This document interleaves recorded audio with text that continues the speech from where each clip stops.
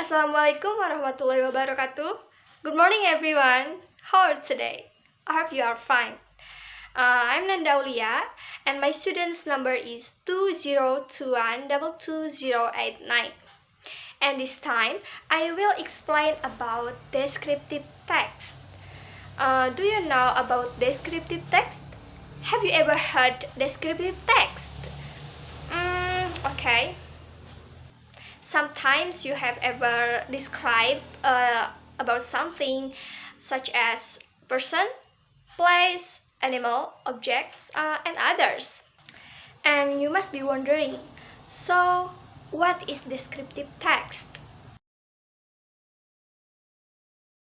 Okay, this is the definition of descriptive text. Descriptive text describes particular person, place, or things. It means that descriptive text is designed especially about a person, a place, or things. They also cite descriptive text to tell about subject by describing its feature without including personnel. According Anderson 2003-26. Jadi, descriptive text atau teks deskriptif merupakan gambaran seseorang, tempat, atau sesuatu. Itu berarti descriptive text didesain khususnya menjelaskan tentang karakteristik seseorang, tempat, binatang, objek, atau yang lainnya. Nah, dalam kehidupan sehari-hari mungkin kita pernah mendengar descriptive text. Contoh yang paling mudahnya, jika teman kamu ingin mengetahui tentang kesukaan kamu atau benda, objek, atau misalkan orang-orang yang di sekitar kita, kamu pasti akan menggambarkan tentang karakteristik sesuatu itu kepada teman kamu. Okay, for example, I have dress. My dress is red and looks is very beautiful. On the dress, there are many small ribbons. The fabric is very soft and wavy. And then, descriptive texts have the general structure. And what is the general structure of descriptive text? Yes, there are identification and description. Okay, the first I will explain about identification atau identifikasi. Identification introduces a person, place, thing that will be described. Jadi, dalam struktur yang pertama ini yaitu identifikasi. Dalam identification atau identifikasi memuat beberapa kalimat dalam berbentuk paragraf. Biasanya kita menemui beberapa kalimat dalam satu paragraf. Dalam paragraf itu terdiri dari perkenalan atau memperkenalkan sesuatu yang akan kita bahas atau yang akan kita gambarkan nanti di struktur yang kedua. Okay, and next, the general structure of descriptive text. The second is description. Description describes the characteristics, parts, and qualities of subject being described. Jadi, struktur utama yang kedua adalah description atau deskripsi.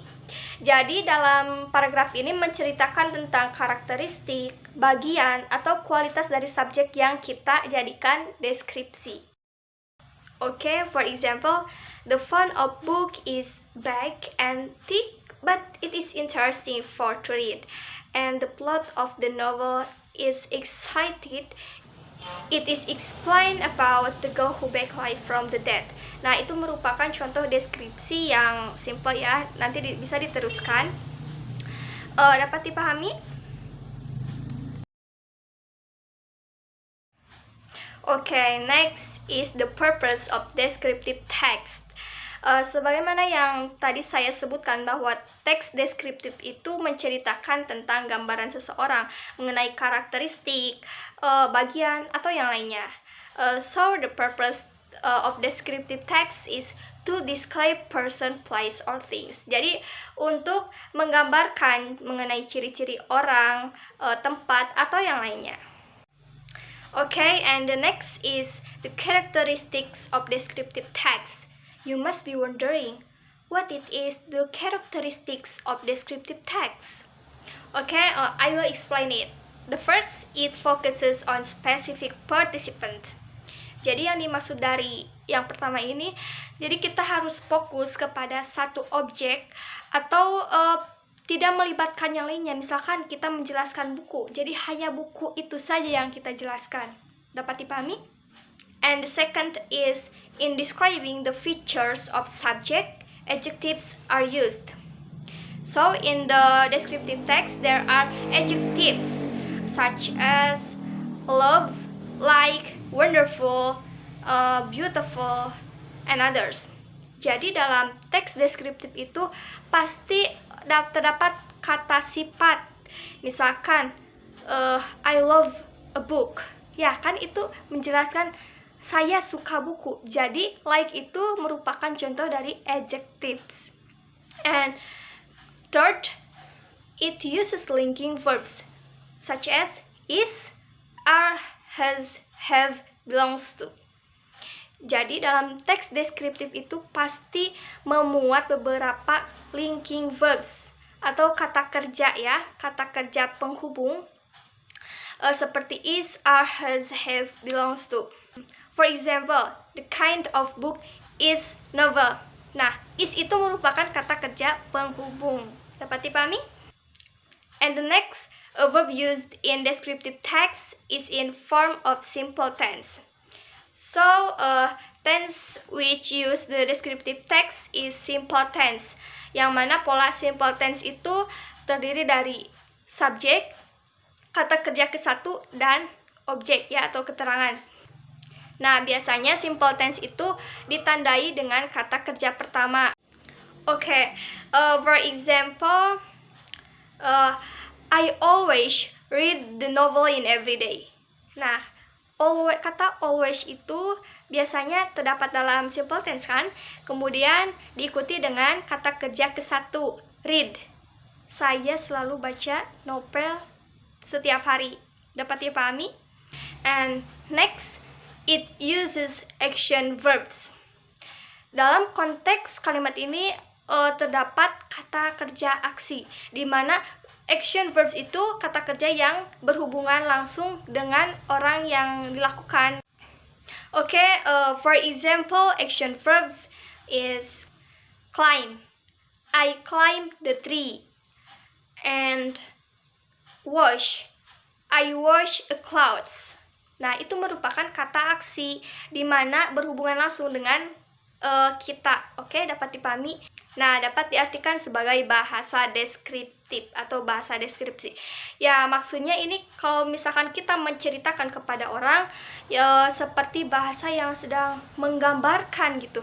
Jadi menggunakan lagam-lagam atau logat tertentu ya, seperti menjelaskan atau menggambarkan karakteristik seseorang atau yang bisa disebut dengan descriptive text.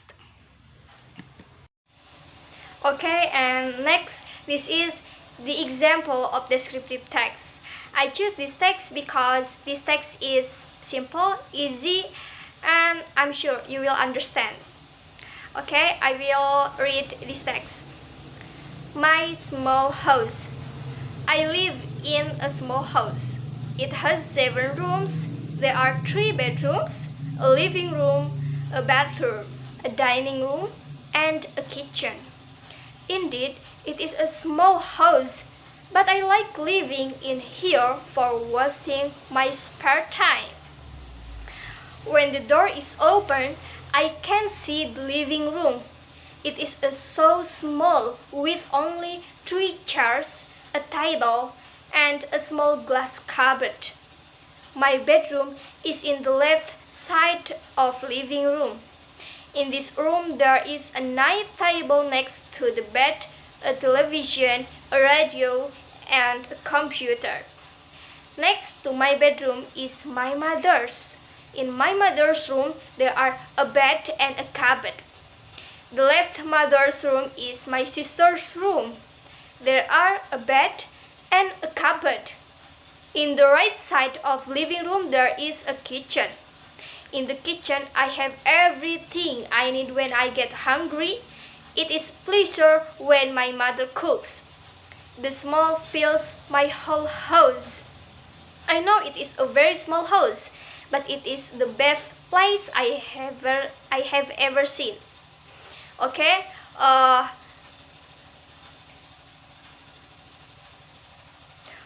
we can see the identification structure is the first paragraph. Jadi, paragraf yang pertama merupakan identification atau identifikasi yang memuat berapa kalimat ini kita hitung 1, 2, 3, terdiri dari 3 kalimat.